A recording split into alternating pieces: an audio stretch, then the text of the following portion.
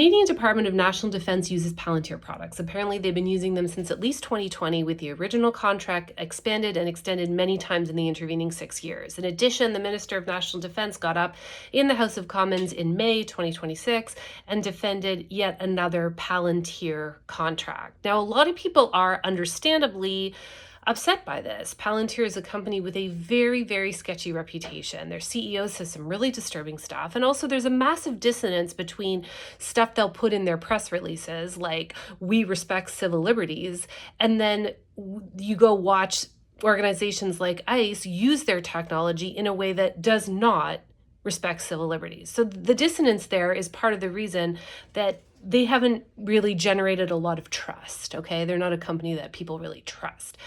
So the Department of Defense using their products, now Palantir will tell you all the time that they don't collect, store, or sell data, but they work data, right? They parse data and allow you to produce really exceptional analytics, which means they have access to a lot of data. So they may not collect and store it, but they have a lot of access. So this is where the data sovereignty issues will come up, right? Palantir has access to a whole bunch of really, really sensitive information.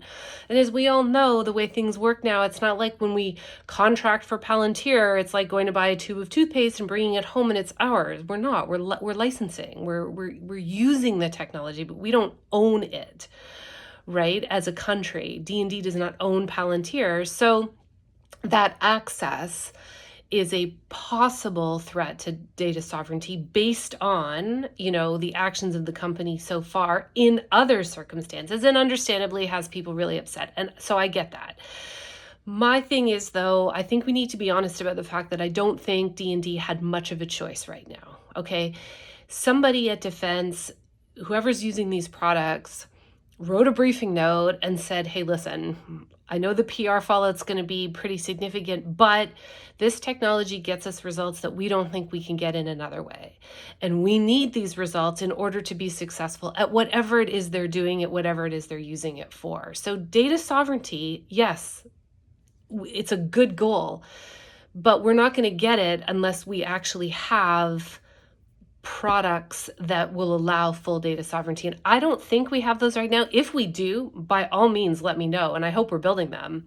But I think, I think D&D might be in between. Like, it was not probably an easy decision, but I just don't think they have any choice right now. Anyways, questions or comments, absolutely, as always, let me know. Otherwise, I hope you're doing great.